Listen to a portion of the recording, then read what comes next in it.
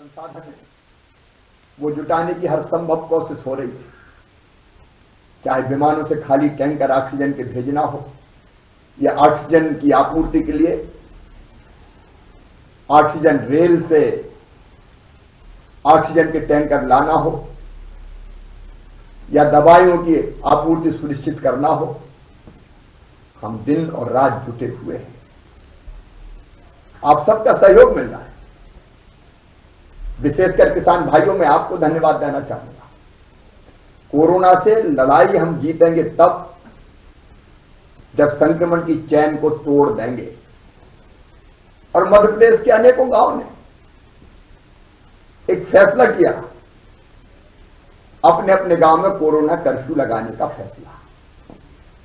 ये corona curfew मतलब जनता curfew, जनता का, जनता के लिए, जनता के द्वारा। और गांव ने तय कर लिया कि कोरोना को हराना है, संक्रमण की चैन तोड़ना है, तो हम अपने गांवों को बंद करेंगे। हम गांव के बाहर नहीं जाएंगे। कई गांव ने बाहर बैनर लगा दिए, कई ने द्वार बना के रोक दिया। अगर सामान की जरूरत होगी तो गांव के 2-4 लोग तय कर दिए, वो जाएंगे, लाएंगे और गांव सामान की आपूर्ति करेंगे। गांव में अगर कोई बाहर से आ रहा है तो पहले उसकी जांच होगी, इसके बाद ही वो गांव में प्रवेश करेगा। स्वतः स्फूर्त जनता कर्फ्यू ये आपकी लीडरशिप पे हो रहा है। किसान भाई इसको लीड कर रहे हैं और उसके असर भी अब सामने आ रहे हैं। मुझे बताते हुए थोड़ी राहत है कि 21 अप्रैल को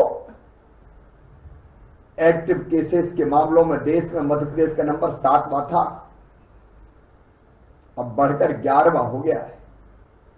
प्रदेश का पॉजिटिविटी रेट अब लगातार कम हो रहा है। जो 25 तक कभी पहुंच गया था वो अब घट के 21.5% तक आ गया है। कल तक एक्टिव केस लगातार बढ़ रहे थे, अस्पतालों पर बोझ बढ़ता जा रहा था, लेकिन अब यह राहत की खबर है कि 2 दिन से एक्टिव केस लगातार घट रहे हैं। 27 अप्रैल को 94,276 एक्टिव केस थे, वो अब घटकर 92,077 हो गए। थोड़ी राहत मिली है, लेकिन निश्चिंत होने की जरूरत नहीं है। ये कोरोना ऐसा शत्रु है कि कब क्या स्वरूप धारण कर ले इसका कोई ठिकाना नहीं है, इसलिए सावधानी जरूरी है। अपने गांव बंद रखिए। गांव के बाद जब आवश्यक, अत्यंत आवश्यक काम हो तो जाए, नहीं तो नहीं जाए। उपार्जन के काम में भी केवल जिसका नंबर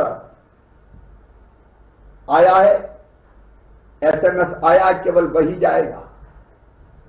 और जाएंगे तो कोरोना के प्रोटोकॉल का पूरा पालन करते हुए जाएंगे।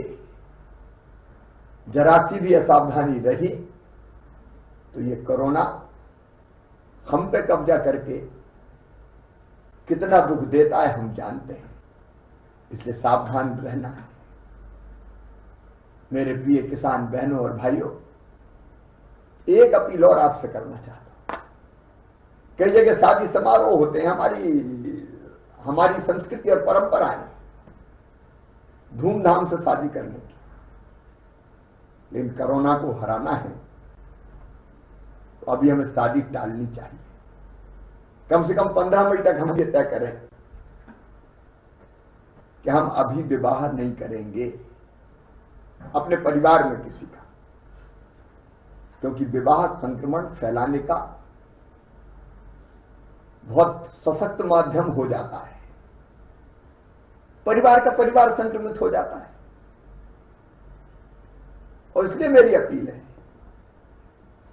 टाली जा सके तो शादी टालो। और बहुत जरूरी अगर है तो शादी में 10 से ज्यादा लोग नहीं होने चाहिए। ये मैं आपके लिए कह रहा हूं, आप सुरक्षित रहें, स्वस्थ रहें, इसलिए कह रहा हूं। पिछले साल भी हमने कोरोना काल में खरीदी करी थी। उपार्जन में देश में पहले नंबर पे हम आए थे। 1,29,00,000 मीट्रिक टन गेहूं हमने खरीदा था। लेकिन इस बार कोरोना की लहर का कहर पिछले साल से कई गुना बढ़ा है। फिर भी सरकार ने तय किया है, आप आश्वस्त रहना, किसान के उत्पादन का एक एक दाना खरीदा जाएगा। इतने भयानक संकट में भी खरीदी का काम जारी है। मैं उपार्जन के काम में लगे सभी बहनों और भाइयों को हृदय से धन्यवाद देता हूं कि उन्हें हिम्मत नहीं हारी, जान जोखिम में डाल के भी खरीदी के काम में लगे हुए हैं।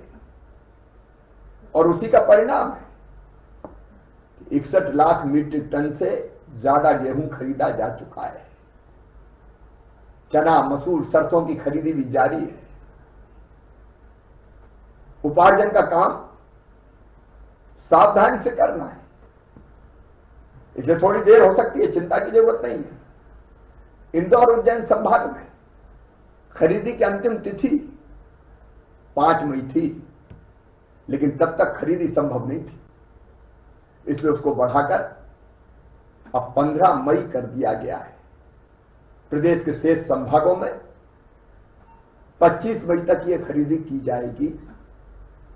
मैं फिर आश्वस्त कर रहा हूं, एक एक दाना खरीदेंगे, चिंता मत कीजिए। किसान भाइयों और बहनों, आपके उत्पादन का भुगतान ठीक समय पे हो जाए, उसका भी हम लगातार प्रयास कर रहे हैं।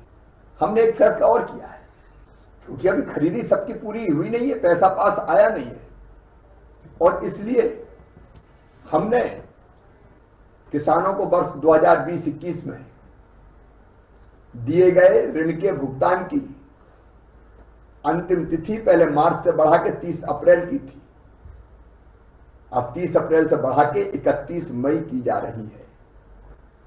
और इस कारण 31 करोड़ रुपए का ब्याज के रूप में भुगतान किसानों की ओर से मध्य प्रदेश सरकार करेगी। आपके पास जब पैसा आए तब ऋण चुकाइए। मेरे प्रिय किसान बहनों और भाइयों, 0% ब्याज पे कर्ज देना हमने जारी रखा है, वो लगातार चल रहा है। प्रिय किसान बहनों और भाइयों, प्रधानमंत्री श्रीमान नरेंद्र मोदी जी ने किसान सम्मान निधि के रूप में 6,000 रुपया देने प्रारंभ किए थे। हमने उसमें 4 और जोड़े। मुख्यमंत्री किसान कल्याण योजना बनाई, और पिछले साल मुख्यमंत्री किसान कल्याण योजना के तहत सितंबर 2020 से अब तक 74,56,000 किसानों के खाते में 1491 करोड़ रुपए का भुगतान किया जा चुका है। इस वित्तीय वर्ष की पहली किस्त के रूप में 7 मई को 74 लाख किसानों के खाते में 1480 करोड़ रुपए की राशि डाली जाएगी। यह समय संकट का है, आर्थिक गतिविधियां भी कोविड के कारण प्रभावित हो रही है, लेकिन किसान को कोई दिक्कत ना आए, इसलिए राशि उनके खाते में डाली जाएगी। मेरे किसान भाइयों, किसान कल्याण के लिए जारी योजनाएं चलती रहेंगी। हम अपनी तरफ से किसानों की भलाई और कल्याण में कोई कसर नहीं छोड़ेंगे। लेकिन आपसे मैं फिर एक बार अपील करता हूं, हम सबका शत्रु है आज कोरोना। संकट के समय में इस शत्रु से निपटने के लिए हम सबको एक होना होगा। गांव में कोई भेदभाव मत रखिए।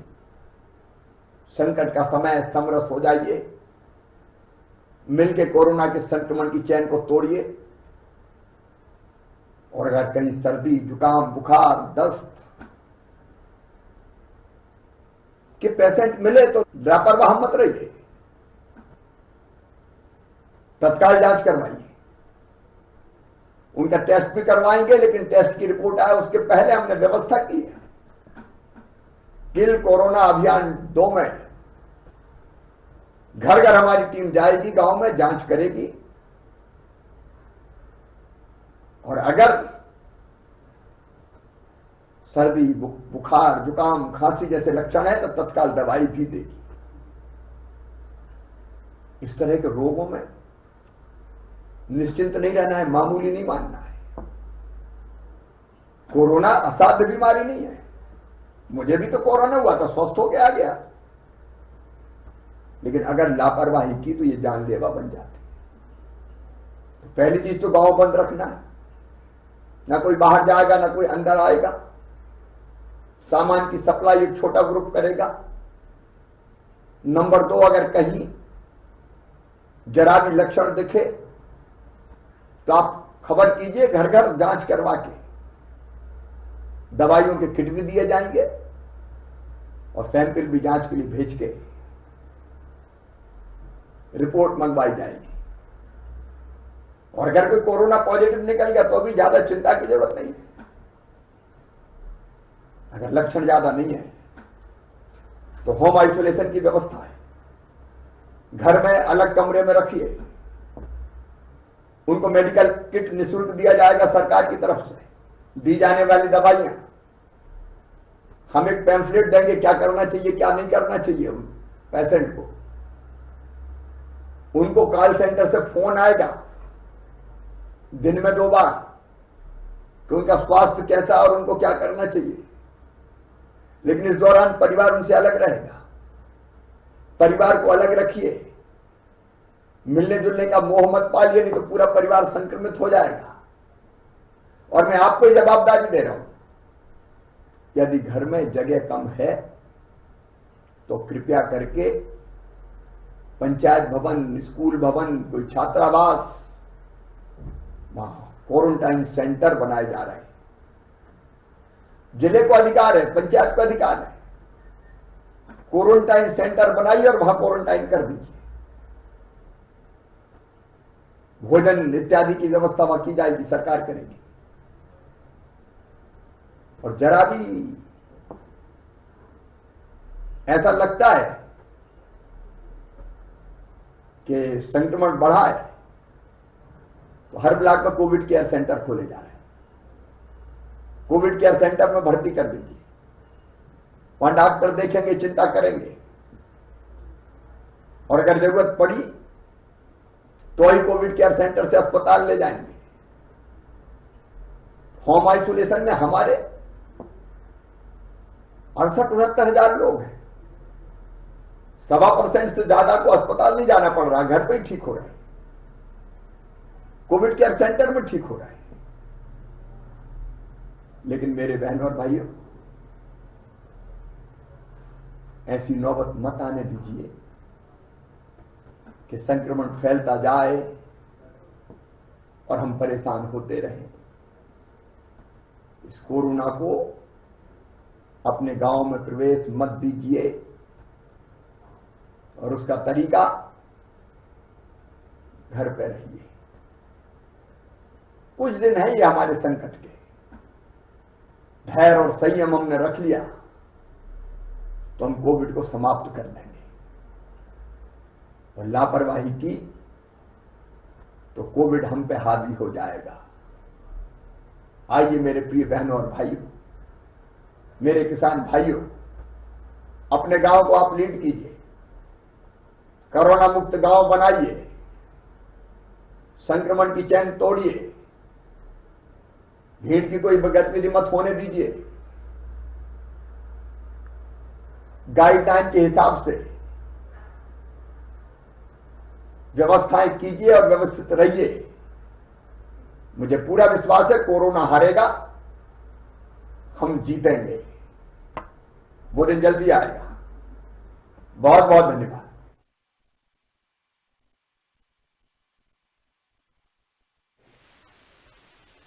आप सबका सहयोग मिल रहा है।